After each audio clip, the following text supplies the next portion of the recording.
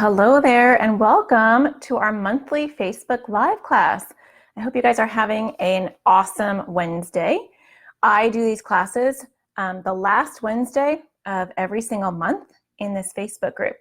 So today we're going to be talking about how do we get our kids back to school successfully. So a lot of us have had a really nice break, taking school off, and the dread of getting back to school and having all that anxiety or OCD pop up can be really, really scary. So we're going to talk all about how do we get our kids to start school on the right footing, to start school successfully, and to hopefully start it off better than maybe last year or continuing it going well. So I'm going to wait as people get linked in because Facebook is a little bit slow. For those of you that don't know me, my name is Natasha Daniels. I am a child therapist who specializes in anxiety and OCD. And I'm the mom to 3 kids with anxiety and OCD. And I'm the creator of this Facebook group. So I am the creator of atparentingsurvival.com. And I created this group to go along with it to offer support for you guys so that you guys can help each other and realize that you're not alone, because raising a child with anxiety or OCD can feel very lonely. And I want people to know that they're not alone. And we all have really good information that we can share with each other. And so that is what this group was created for. And it has grown in a very big way. We're almost up to 13,000, which is pretty impressive. And we continue to grow rapidly every day. So I had tons of questions on this topic. It was a really, really big topic. It was, I got more questions on this topic than I really have for any of my other classes, which means that we are all equally nervous about sending our kids back to school. So I do want you to know that I am going to be putting this class up on YouTube. So it is not private, just so that you realize that that it will be going up on YouTube, because this is a private group and all your threads and stuff are private in here, but this class is not going to be. So let's get started. I have tons of questions. What I did was I went through all the questions that I got and I just clumped them up into themes so that I can touch on those different themes. But if you have a question while I go, please feel free to jump in and write a comment. This is an interactive class. If you're watching it live, the benefit of catching it live. And so definitely let me know if you have questions. So the questions were all across the board. And so they were all different topics and different themes. And so I'm sure many of these relate to a lot of you. And so hang in there. If we don't hit a topic that's relevant to you, we're probably going to get to it because I have like a long list. I plan on doing this Facebook Live for an hour. And so if you can't catch it all, I will pin it to the top of this page. I will also upload it to my YouTube channel. And my YouTube channel is, I'll just write it in the comments so that you can see it there. I don't know if it'll pop up, but you can subscribe, and I always have my replays on there as well. So welcome Pamela, welcome Courtney, and a whole bunch of other people. Carissa, Crystal, Heather, Grace, Sarah, thanks for joining. I really appreciate it. So for starters, I want you to know that going back to school is really, really rough for most kids with anxiety or OCD. That is because any transition is a hard transition for the majority of our kids. I mean, it's the rare kid with anxiety or OCD who doesn't have an issue going back. So let's all know that that's normal and to expect it, because I think sometimes having an expectation of things going perfectly and then them not can be very overwhelming. So if we set our expectations at a reasonable level that says there may or may not be problems. I mean, hopefully there won't be, but there may be, and I want to be proactive. And so I'm going to talk about different approaches that can help your kids. And I want to kind of put a caveat out there that some of these things are going to help, but they may not fix the problem, right? I mean, our kids are coming into school maybe with a lot of already big anxiety themes, big OCD themes, and then school just brings them all up. So the things I'm going to offer to you are not going to sugarcoat or put like just a beautiful seal on the problem, but there are things that you can do to make the issue less intense. There's things that we can always do that can help and not hurt the situation, and that can arm our kids with some good tools. So I want to share that with you today, because I don't want you to think I'm going to go through your list and then I'm going to give you answers and you're going to think, well, that's not going to fix it. Yeah, it may not fix the full problem, but there are things that we can do. So for starters, before I get into your questions, I do want to just say that a lot of times, well, let's just take a survey really quick. How many people, when do your kids start school? So how many people go back soon? When are your kids starting? My kids are starting next week. And I'm freaking out. So I'm going to help you because I get it. So who's starting soon? You can just give me like a thumbs up and tell me, are you starting soon? Are you having to get your kids prepared? I know back east, they don't start for another month. So you guys are lucky because you'll have a lot more time to practice what we're talking about. But so Pamela's going back August 26th and August 26th for homeschooling. Courtney, August 16th. Lisa, end of August, August 15th, September 3rd. Crystal's the luckiest so far. Nope, Molly's lucky, September 4th, after Labor Day. I wish we would go back after Labor Day. Okay, so it's in the next month. Ours is coming very soon. And I want you to know that I'm coming to you as a therapist and a mom because we had a really rough end of our school year with my Miss 7-year-old and a lot of school refusal. And so a lot of your questions were very relevant to my own home. And so I get this. Okay, so for starters, we want to be proactive. I know a lot of us want to just maybe not think about it. And I did have that mentality for like the most of the summer. I said, I'm not thinking about school until I get closer. And that time has come. So you do want to start preparing your child, and you don't want to just hope for the best and not bring it up because you don't want to rock the boat. A lot of us say, let's not rock the boat. You know, they're having a great summer. We have a month left, or we have 3 weeks left. Let me not rock the boat. Let them just enjoy their summer. So that's I get it. That is a coping strategy, but it's not a good strategy for either you or your kids, because there are some things that you can start to do. Some of them don't involve your child, and some of them wouldn't look like you're actually addressing their anxiety or OCD, but there's things that you can do to start making the transition back easier, and I'm going to get into that. Elizabeth said, how do you react to anxiety that comes out as anger? My teen hates school mornings. Okay, Elizabeth, you're just jumping right into it. I have a whole list of questions, so we're going to get to that. But we're talking about preparing. So we'll get to that because I want to go in order. And I think that that's the rough thing too, is that a lot of anxiety comes out as anger. So today I'm not going to talk about anxiety and OCD topics in general. It's just about getting them back to school. And we're talking about the transition back to school today. So it's a pretty specific topic, not the daily things that you come into, the daily things that you struggle with during the school year. We're just talking about getting them from the transition, because I got so many questions related to just that I want to stay on topic. All right, so the first thing that I think is really important, and I think some of this is going to address, I'm going to go through your specific things, but I just want to say in general, how many of you reach out to the school and let them know about your child's issues? And so I want to start with that, because I think the first thing that we can do is start working with a school system. And not always, this isn't going to be appropriate for all of you, and especially those of you that are homeschooling, unless you have, the homeschooling program that you want to reach out to if the pace is too fast or whatever.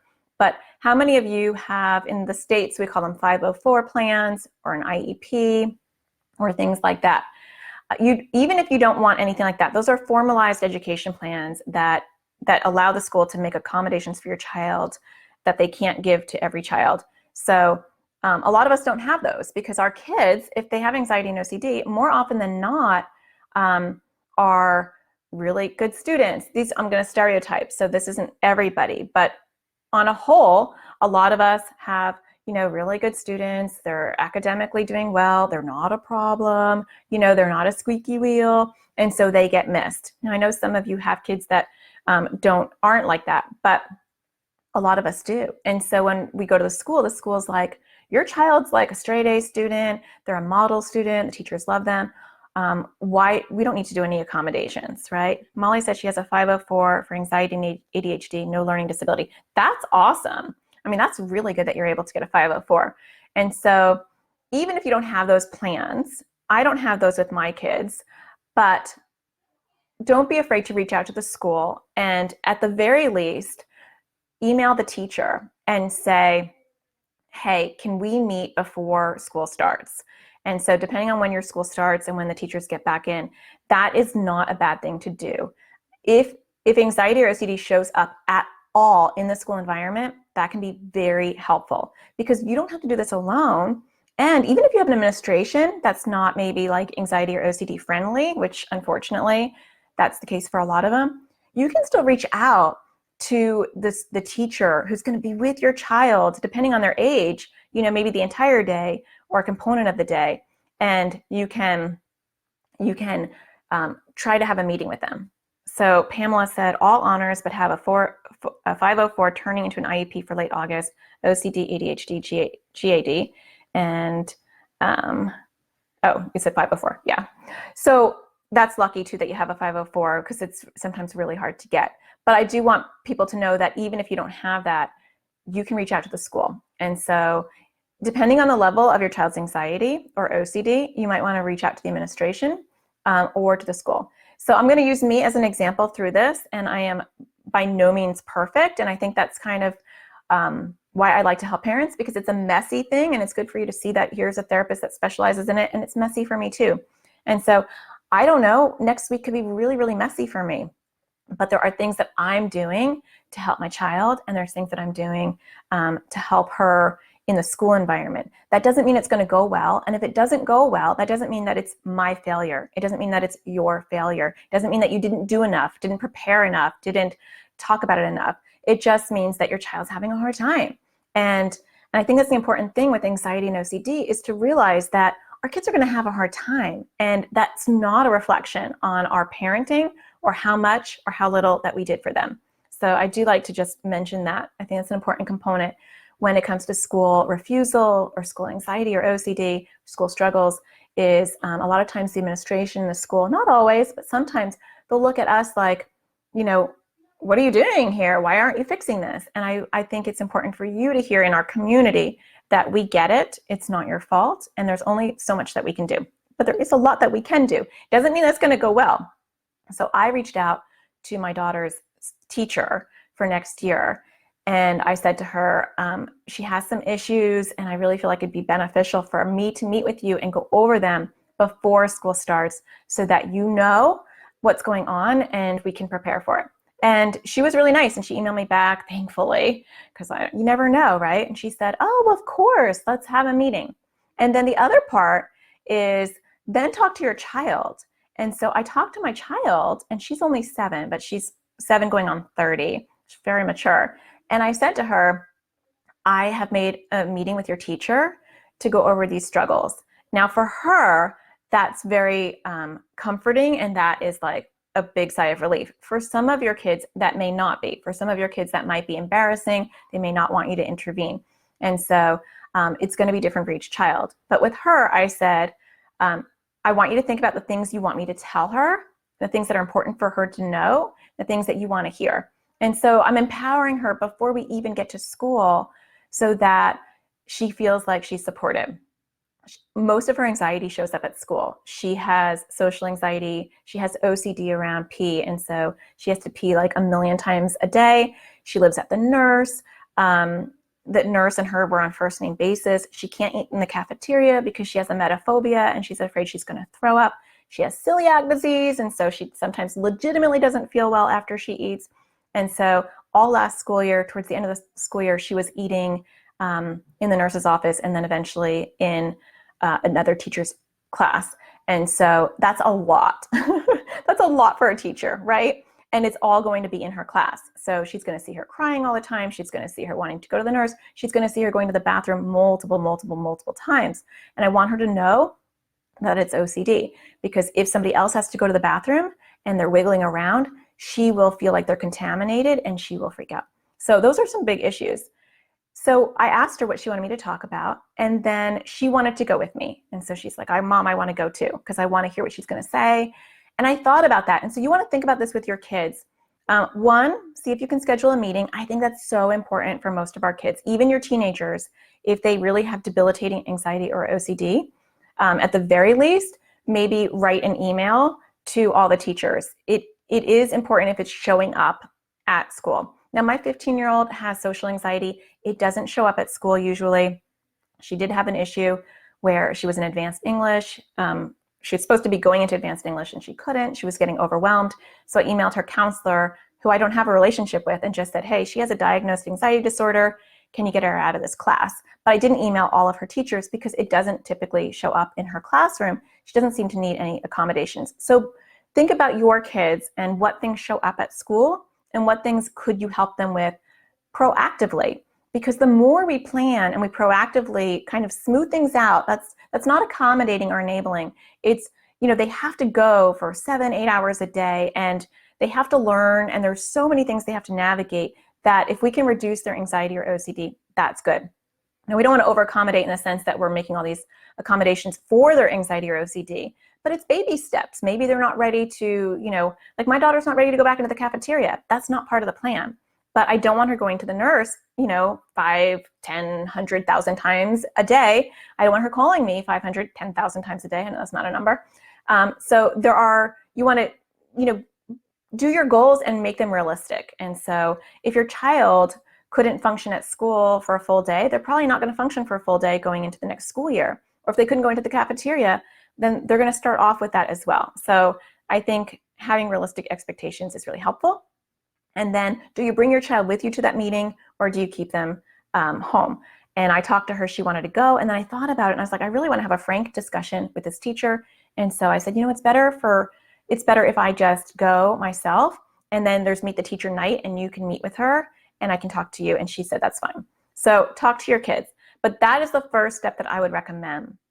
The second step that I would recommend is getting them to connect with their friends, if they have any, before school starts.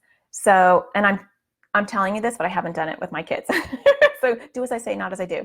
But that can be very helpful for the socially anxious kid, or even just the child who hasn't talked to anybody all summer long. They sometimes are in their bubble and they're really comfortable, and they're not going to think to reach out to their friends. And so if you have a child who's not texting their friends, depending on their age, or hasn't had any play dates, I'm overwhelmed and I have social anxiety too. So play dates are kind of exhausting for like all of us. And my kids don't have a lot of strong social connections, which is unfortunate. So reach out to any social ties your kids have and really encourage setting up a play date. That can help, because the more they connect again and develop those friendships, the better they're going to feel on the first day. Because a lot of times kids will tell me in my office, they'll say, I just don't know. I think they forgot about me. I haven't talked to them all summer. I don't know if we're still friends. I hear this from little kids all the way up to teens. So encouraging like my 15-year-old, I said to her, hey, you haven't done anything with your friends. Have you thought about, I can drive you anywhere. Why don't you reach out to them so you can hook up with them and you guys can hang out before school starts? And so even with like a 15-year-old, it's something to do because they isolate. A lot of our kids isolate. Okay, and I'm going to go to your questions now. Those are the two big points I just wanted to put out there, because I think those are things that we don't really think about. And one more point really quick, and then I'm going to go to your questions. I think it's also important to start to address their fears, their core fears, before you start school. So like with my daughter, I'm really revving up the P exposures. And so I'm trying to do them regularly every single day, trying to do exposures. If you don't know what exposures are, it's exposure response prevention, which is the best approach for OCD. I'm not going to go into that today. We have done other classes on that. But, I'm starting to tackle her issue beforehand. If you have a child with social anxiety, you want to get them into more social situations before school starts. If you have a child with contamination issues, you want to really start working on that in the next month before they go to school, so that you're making some progress. That can really help. Okay, so I'm going to go through my questions now, but if you have questions as I go, I am pretty good at multitasking lately, so I can handle it. So I got a question about how do you prep for going to a new school, meeting new friends, and then trauma from the last school. So these are multiple people asking questions. I lumped them all together so I can address all of them. So if you're going to a new school, the best thing you can do, going to new school is really hard. I went to multiple new schools my whole life, and it was hard every single time. I do have a kid's YouTube video on going to a new school. I'll see if I can link it after I get off here. or you can go to my YouTube channel and type in like new school. I'm sure it'll pop up because I make videos for kids on my YouTube channel, and so they can watch them directly. But the more preparing you can do, the better. And so with anxiety and even OCD, a lot of it is the unknown. And so the more we can make known, we're going to reduce their anxiety. Now, kids won't like this because a lot of them just want to forget about school until like the first day. But we want to really encourage and have them do it anyway, even if they're not like gung-ho about it. So at the new school, can you call and see if you can tour? If there's no tour, can you go in there? A lot of times when kids are going to middle school, I had a lot of questions about transitioning to secondary school, middle school, and that was a common question too. And really, it's the same thing. It's a new school environment. And so you want to call the office and say, hey, would you mind if I just walk around? I did that for my daughter when she was going to high school. We missed the orientation, and I called and I said, is it okay if I just walk around with her? And they're like, sure, that's fine. You definitely want to call the school so they don't feel like you're like some weirdo walking around the school. And sometimes they're nice and someone will just walk around with you. We went to her school and like there were just teachers hanging out, like getting their classrooms ready. And a couple of them popped out and said, oh, hey, are you new here? Let me tell you about this building, or let me tell you about how it works. And it was really, really helpful. So even though my daughter was like cringing because, she didn't want to do it, it helped. We went through where all her classes were. So if you can walk around the new school, that would help. The other thing I'd recommend, and this might seem a little pushy and a little awkward, but if you call the office and you say, now if your child's going to a new school, well, I guess this could work either way. You can call the school and you can say, my child's anxious, they have a lot of anxiety. Do you have a buddy system? Could you partner my child up with, either if they're going to like secondary school, I'm saying that for the people who are not in the States, or middle school, even for like not a brand new school, but just a middle school, or going into a high school. That might be a little embarrassing for a high schooler, so maybe not on that one. But you could just say, could you partner them up? Could they have a buddy? Now, some schools actually have programs or like even like maybe not formal programs, but they have programs where they will like buddy up kids so that they get used to the school. And maybe you don't know about that. Or maybe they just say, hey, that's a great idea. My son goes to the school, I can buddy him up. So talk to your kids first. That's definitely something to do because your kid might be mortified. And so that wouldn't be a good idea. The other thing with the new school is if you can get their program, or you can get like their classes, the way the class is structured, that can be helpful too. So basically, the more you can get them to know beforehand, the better. So then I also got a question about going from homeschool to new school 2 days a week. And I think it's the same thing, just getting them to understand the expectations. And so even when my daughter was going into kindergarten, I actually took a picture of their schedule. And then I told her, like, you're going to be in circle time, and then you're going to have lunch at this time. And I actually went through her whole schedule. We might think that's overkill, but for an anxious kid, the more you know, the better. And so that's definitely helpful. Okay, we're going to get into the nitty gritty. We got some other questions. And then Courtney asked about transitioning. And I would also say, if you have a child who has, and this is a very specific comment, so this isn't going to be relevant to everyone, but if you have a child who has moral OCD, and they're going into middle school or high school from an elementary school, you definitely want to do some exposures around things they're going to see. And so in my office, I do a lot of exposures around bad words, sexual content, drinking, drugs, alcohol, depending on your child and where they're going. They're going to be exposed to more things. And so even I found like a video on YouTube of a kid cursing out a bus driver. It was like a real clip. And even though it was upsetting to watch, I use that as an exposure for some kids I have that have moral OCD, so they can get used to kind of, kids that aren't that great, that are saying some things that are really rough. And so I would definitely recommend that if you have a child who is going into an older school environment, do your exposures ahead of time. I have one kid that I'm working with, actually 2 kids I'm working with, where they actually have to look at pictures of, and this is going to sound really, really weird, pictures of girls that aren't dressed in like the most appropriate ways. Like high school kids, they're going to wear, depending on the dress code, some really inappropriate things for a kid with moral OCD. and they're going to hyper focus on that, and that's going to be overwhelming. And so that's part of the exposure. Like, kids are going to dress like that, and it's something that you're going to have to get used to. So just want to put that out there for that question. Another question I got was that they're worried they're going to be worried. And I get that, because I mean, it's hard not to be nervous, right? And it's hard to, to think that it's going to go calmly. And so I think that the best way to approach your kids is to be proactive and say to them, look, it's normal to be worried during your first week. So beat anxiety or OCD to the punch and normalize it. That's the best thing you can do. I think a lot of times we don't sit there and have conversations with our kids because we're nervous about bringing it up when they're, having this relaxing summer. But I think a couple of days before school starts, it's good to say, you know what, you're going to be nervous probably, and that's okay. I want you to know it's normal to be anxious the first week, and your anxiety, or whatever you call it, your worry cloud, your Mr. Bossy, your O cloud, it's going to show up, and that's okay. But also everyone else is going to be nervous too, because it's actually just normal to be nervous the first week because you don't know what to expect. And so we want to normalize that, and then talk about how can you handle your worries. Okay, so yeah, you might get worried. That's probably going to happen. What can you do when you get worried? And then you're proactively problem solving. I'm talking about proactively a lot, right? I'm using that word a lot. And I'm using it a lot because it's so important. So role play with them, problem solve with them, because even though they're not going to want to talk about it necessarily, you're developing skills, and you're having them mentally plan how they're going to handle their stress before they even start school. And that can be very, very helpful. Karen said, when my son goes to school, he finds it hard to get into his lessons. When he did the lessons the day before, sometimes he said he can't go in as he's worried about the room or the teacher and people looking at his work.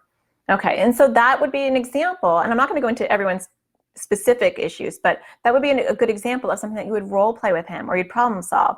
And so you want to be careful in general when you're talking to your kids' anxiety or OCD, not to provide reassurance that says it's not going to happen. I just made a kids YouTube video last week called Accepting What's the Worst Case Scenario, or I don't know what the title was. It was Accepting the Worst Case Scenario. And that's a really good thing to teach our kids in most situations, depending on their core fear, because we don't want to say you're not going to worry. And we don't want to say people aren't going to look at your work, right? Using Karen's example. Instead, we want to say, yeah, you know what, you're going to be worried, and that's okay, right? That's going to happen. How can you handle that? We can't control whether anxiety shows up or whether OCD shows up, but we can control what we do about it. I say that all the time at my house. I say it all the time in my practice, right?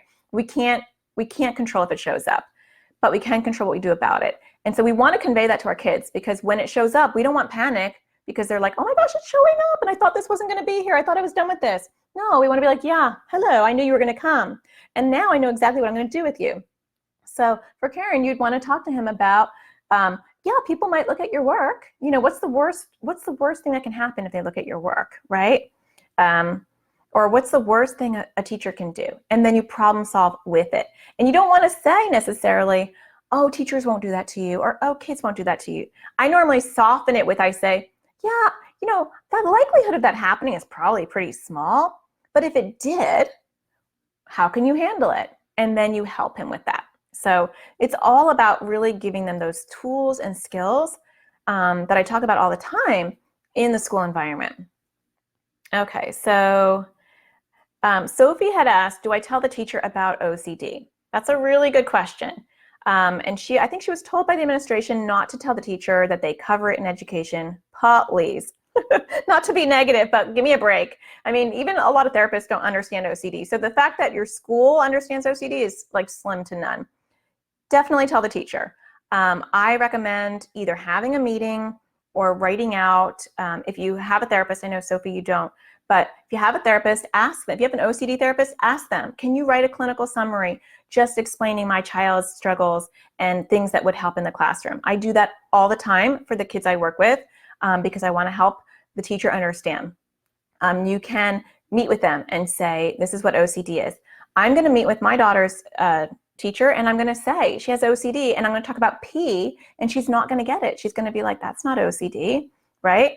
And I'm gonna have to explain to her, OCD is when you have like a thought, feeling, or image that gets stuck in your head and you have to do or avoid something to make it feel better.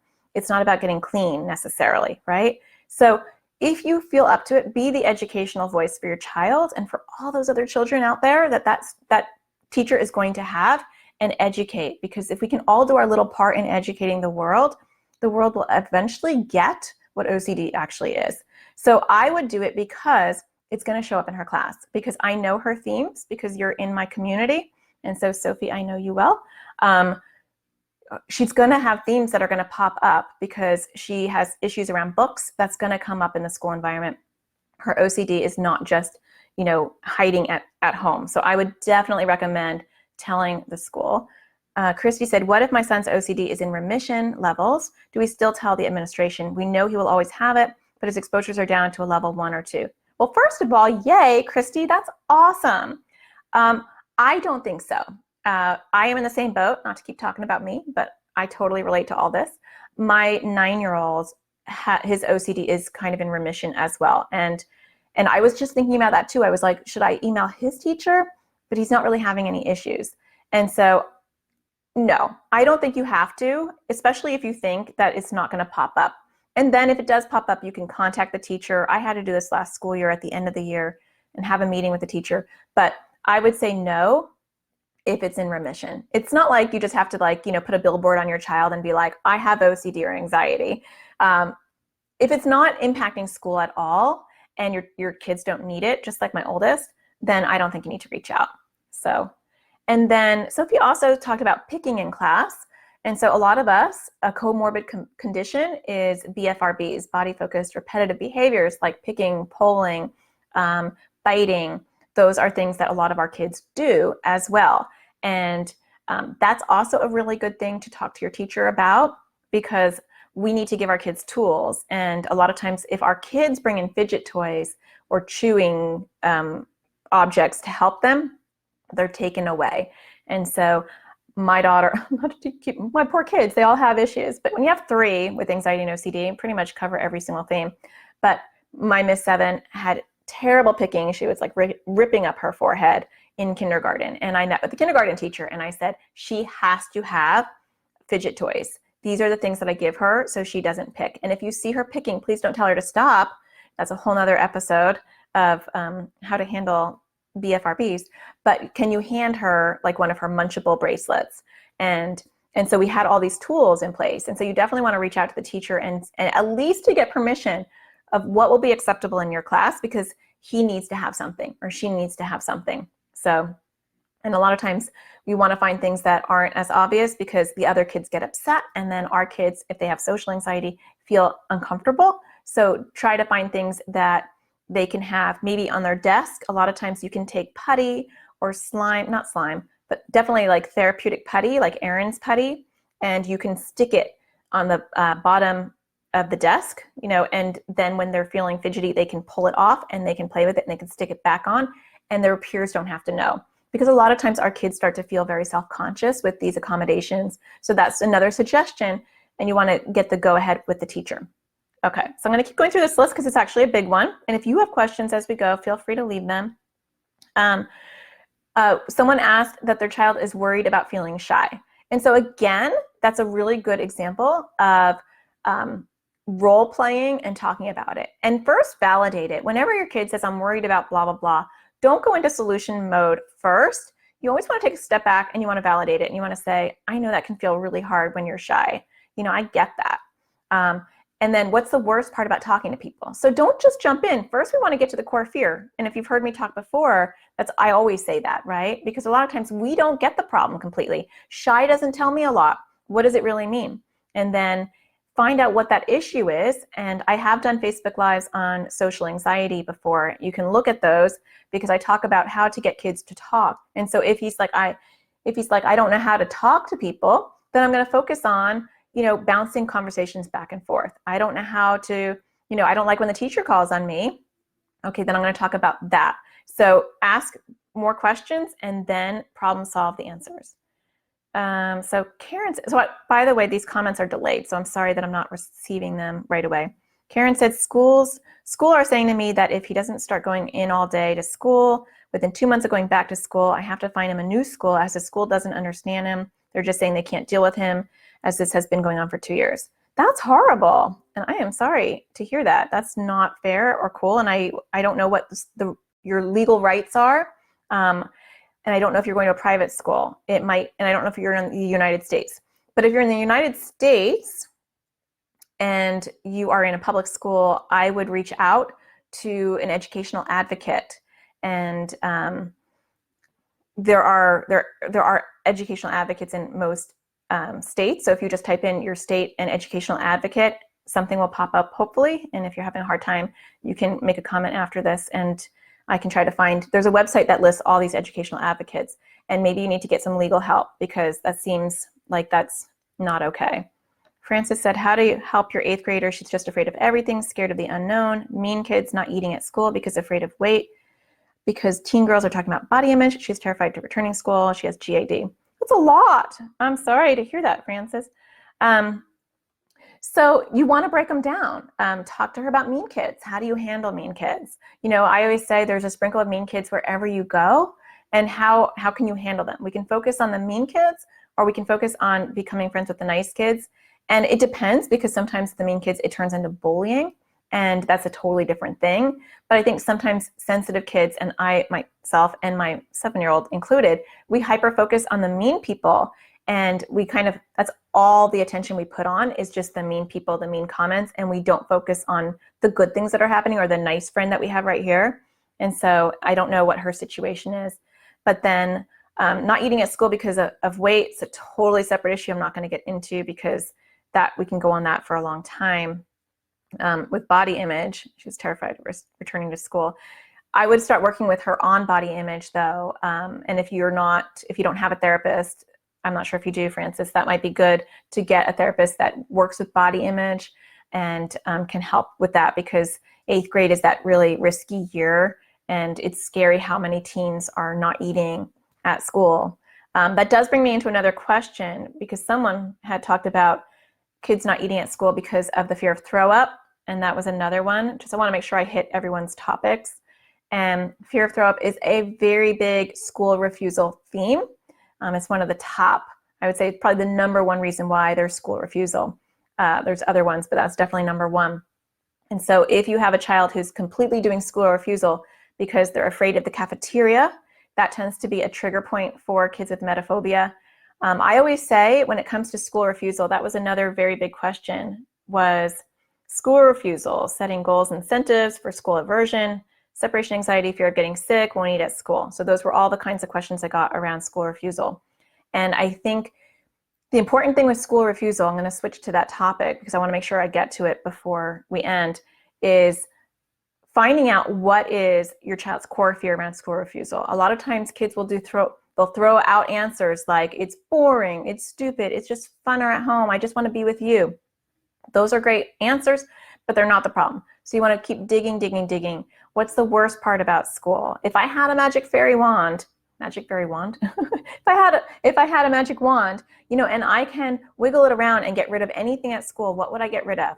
When you ask questions in unique and creative ways, kids will start to tell you the problem. If you say, what's the problem with school? They're not going to give you an answer. They're just going to say, it's boring. It's just stupid. I just don't want to go. You know, why are you making me go? Why can't I just be homeschooled?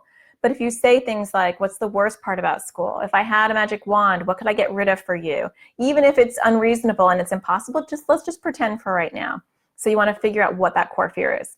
And then I think the important thing is if they weren't able to go to school at all, sometimes I'll say to kids, what kind of things would need to change at school to make it better? Because a lot of times you're just looking at the big picture of, I don't want to go to school, and we're missing, you know, maybe it's this one period, maybe it's PE, you know, maybe it is the cafeteria. And so a lot of times they don't give us those answers right away. But if we ask them, you know, what kind of things could I help you with? You know, you have to go if they have to go. You have to go. So let's just talk about what's your hardest part of the day? Is it the morning? Is it the lunch? Is it the afternoon? And start to narrow it down. Because for some kids, if they have complete school refusal, maybe going 2 hours a day is progress, right? We want to look at progress as incremental steps. And so progress isn't school or not going to school. It's a progression. And so if I'm at not going to school, I'm not going to go full time.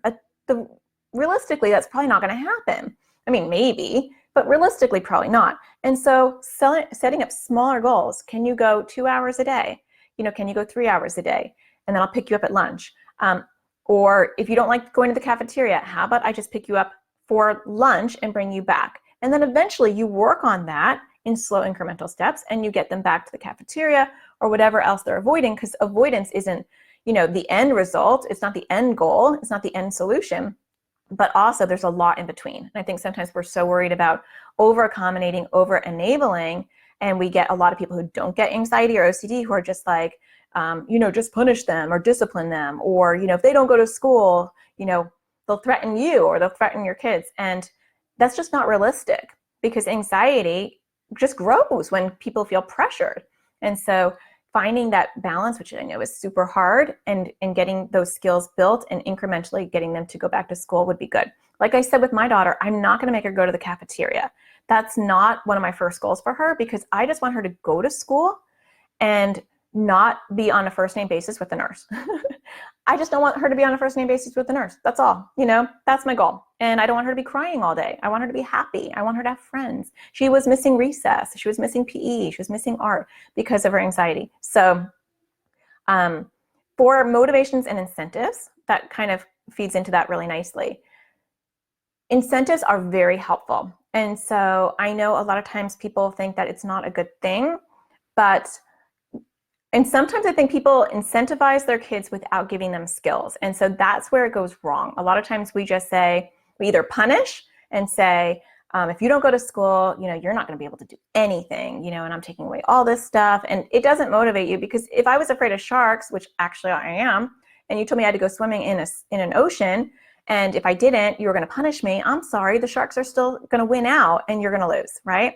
It's the same thing for kids who are afraid of school. Their anxiety or OCD is palpable. It's very, very overwhelming. So, punishing them isn't going to help. And then on the other opposite end of the spectrum, just, wiggling a carrot and saying, hey, you want a cell phone? I'm going to give you a cell phone if you go to school every day for the next 300 and whatever days. That's unrealistic too. And so I think a lot of times we don't give them any skills, but we just think it's a motivation problem. It's not a motivation problem. It's an anxiety or OCD problem.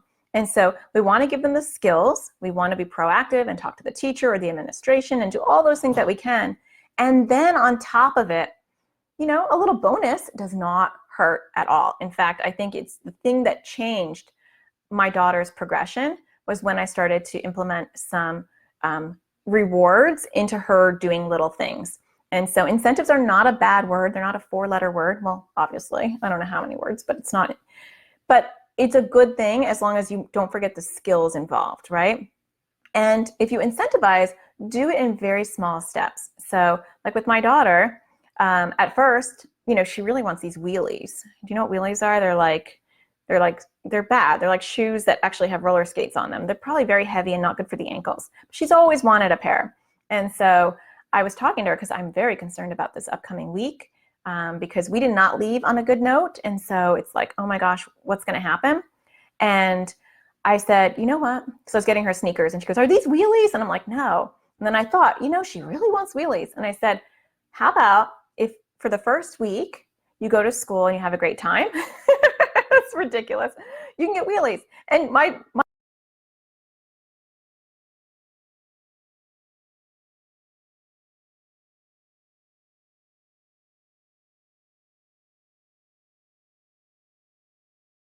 be a little choppy. If you can still see me, leave a comment. Otherwise, I'll end it. I hate when that happens. But she said, we need a smaller goal. And I agree with her. And I said, okay, you know what? We'll take the cafeteria out of the equation. How about if you could just go to school and not go to the nurse, that you can earn your wheelies. So pick small goals that are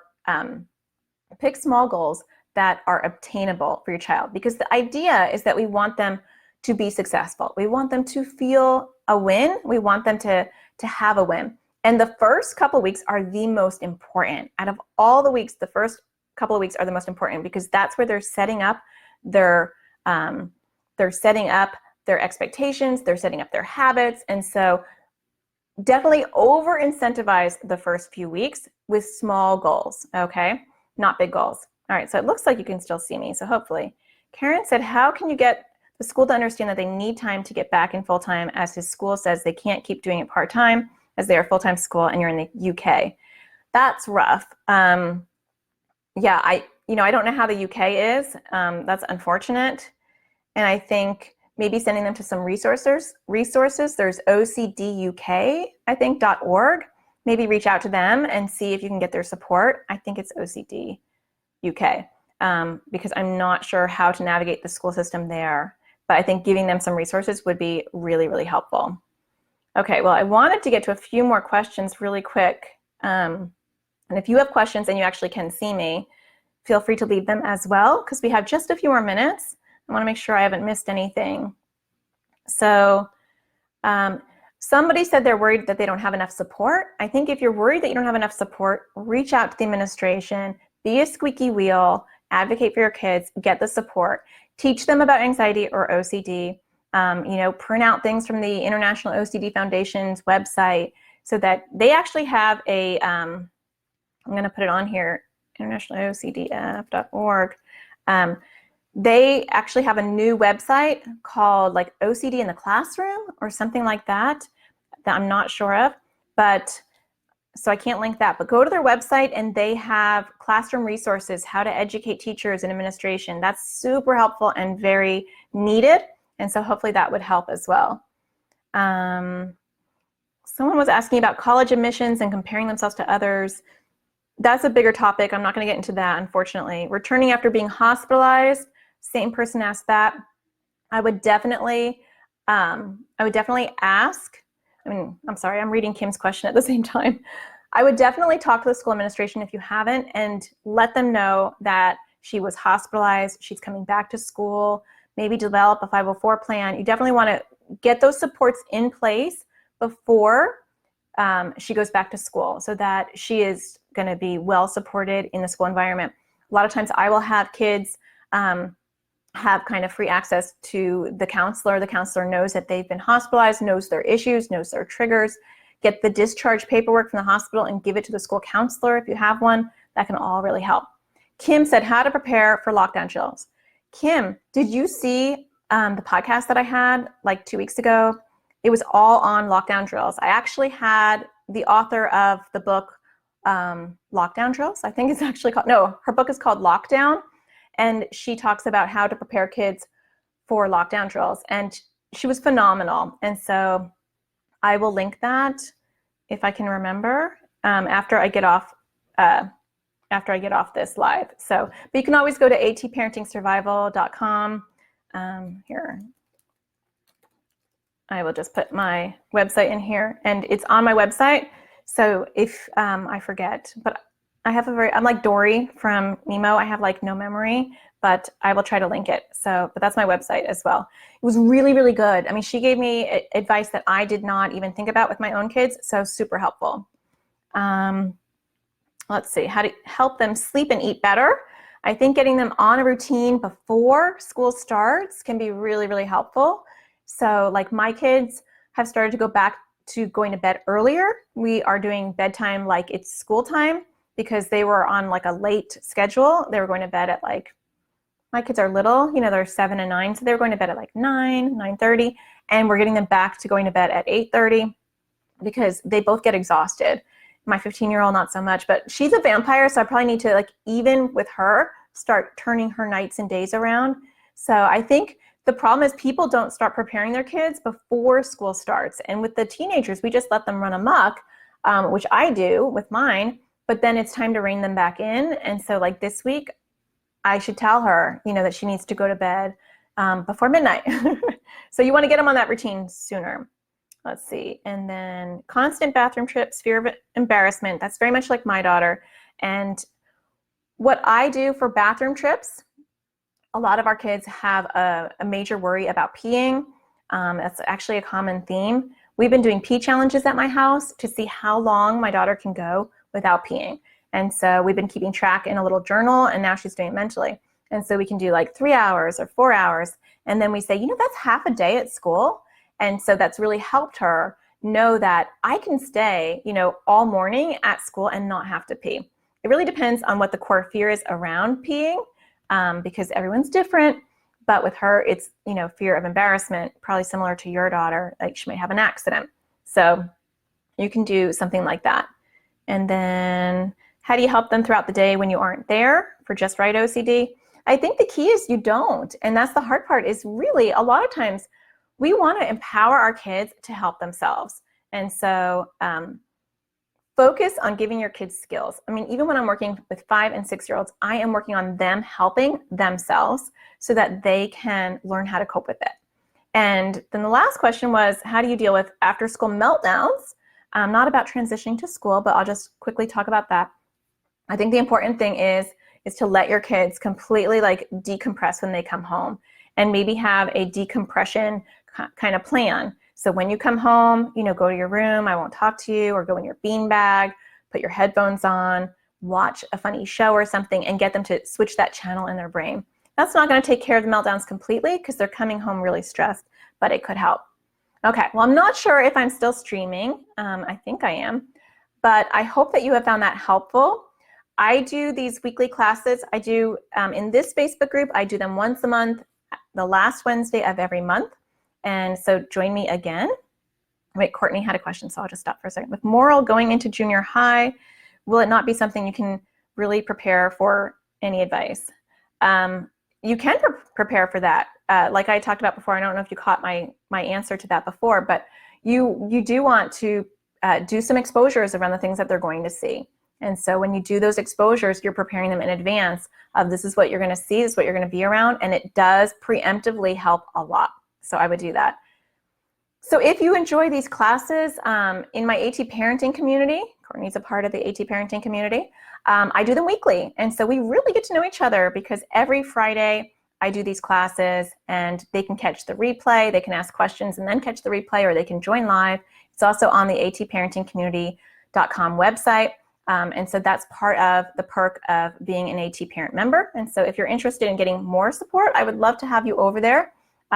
But even if you don't want to join the AT parenting community, I have tons of resources that are free that are available to you. I have a podcast called AT Parenting Survival Podcast with over 128 episodes. So you could binge listen to that and get so much guidance on parenting a child with anxiety or OCD. And I'm here every month. And from now on, I'm going to be doing a poll where I will ask you guys to decide what the topic will be so that it's relevant. And I think that's a great idea because I got so many questions with this topic. So I hope you guys have a fantastic day, and I hope that your kids do well on their first day of school. We will hear every Friday in here, we do our weekly challenge and win. And so let me know how it goes, and hopefully it'll go well for me too. All right, I'll talk to you guys later. Take care. I'm a mum of a daughter with OCD. I live in South Africa, and it's a country that doesn't have a lot of resources for children's mental health and specifically OCD.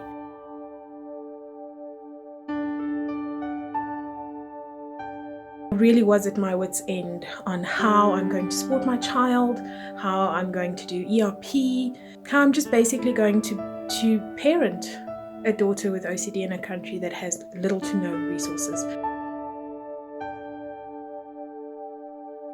And at times it got just debilitating for us as a family, and I was super lonely. People weren't listening, I didn't have any support. The AT community has been an absolute lifesaver. Natasha has been instrumental in the past few months in helping us set up ERP challenges, going through them step by step, being supportive each and every step of the way. Joining the AT parenting community has been one of the best things I could have done for me and my family. Natasha has built this community and it is exceptional. I've learned so much. The support is fantastic. It's just been life-changing for my daughter. It's so nice to be able to ask her live questions in office hours. She's there, she responds. Her live videos every week where she asks us what we need her to talk about. Also her forums, again, where you can ask questions. She's on there all the time. She is very present. The resources she's had provided, the worksheets, there are so many things in this AT parenting community that are beneficial. Natasha gives you so much of her time and her expertise. She's there to answer your questions, so it's such a personal way of getting help and support when it's much needed. Personally, the community has helped me because I feel like I needed my support. And then you have the added bonus of this fantastic community of parents who are going through such similar things, and suddenly you're empowered and have ways of accessing help and making a real difference to your family. And also just the support of all the other moms and dads. It's really good. You know, we laugh together, we cry together, we fail together, we succeed together, and everybody gets it. Everybody gets it, and it's such a nice community to be with, and I hope you join us. You won't be disappointed. Try it out.